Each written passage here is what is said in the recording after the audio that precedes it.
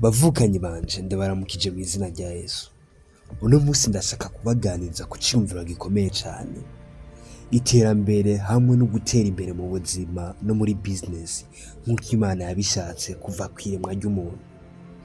Abantu benshi dufise ivyiyumviro ko gutera imbere, kugira amafaranga menshi ari ikintu mu buryo bumwe canke ubundi coba kitaturuka ku Mana ahubwo coba kiri sataniste. Hagiye haboneka mbere inyigisho nyinshi mu bakristo canke abandi bantu bagiye batandukanye berekana ko kugira amafaranga ari ikintu kibi atari ikintu ciza, ariko ugasanga ubuzima bwabo bama barira kubera ko barirengagije ikintu kimwe mu vyo Imana yipfuriza umuntu: ugutera imbere. Ntabwo Imana yigeze irema umuntu w'umukene.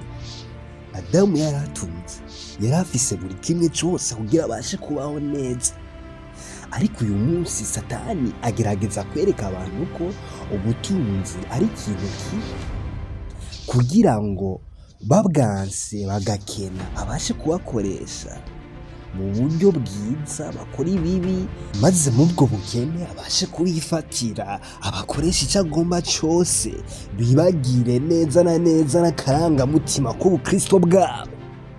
Bibiliya ijambo ry'Imana riratubwira amajambo y'Imana ubwayo yivugira ngo kuko nzi ivyiyumviro mbiyumvira ko katari ivyiyumviro vy'ivyaga ahubwo ni ivyiyumviro vy'amahoro, kugira ngo mugire ivyizigiro vya kazoza. Ibi birasigura ko Imana ishaka gutera imbere, ushika kuri kazoza wifuza gushikako, mbere ishaka gutera imbere mu vyo wifuza vyose.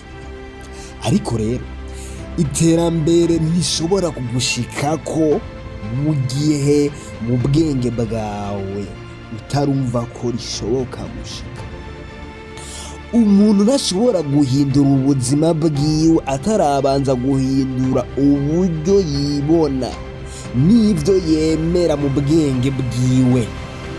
Iyo umuntu avuze ati sishoboye, sinzobishobora, ntibizokunda, sindi uwo abikwiriye, aba afunze umuryango wiwe w'iterambere n'iminwe yiwe ubwiwe. Imana iratubwira iti ndabizi ko ushoboye, naraguhaye impano, naraguhaye ivyiyumviro kuko nashaka ko ubishikako.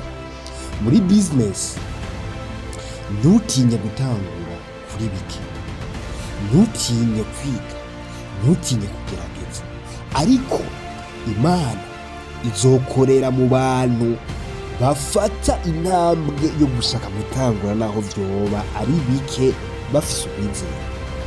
Nk'uko Bibiliya ivuga iti ukwizera atabikorwa kuba gufunga. Rero senga, ariko kandi kora kugira ngo ushike ku vyo wifuza. Hindura uburyo wiyumvira, tangura wemere ko ushobora gutsinda no kugera ku iterambere. Wemere ko Imana iri kumwe nawe mu rugendo rwawe bw'imwemu mbere n'ubw'iterambere mu buzima bwawe. Imana ibahezagire mu migambi yayo, mutangure gutinyuka gukora business zanyu no mu buzima bwanyu bwose. Amen.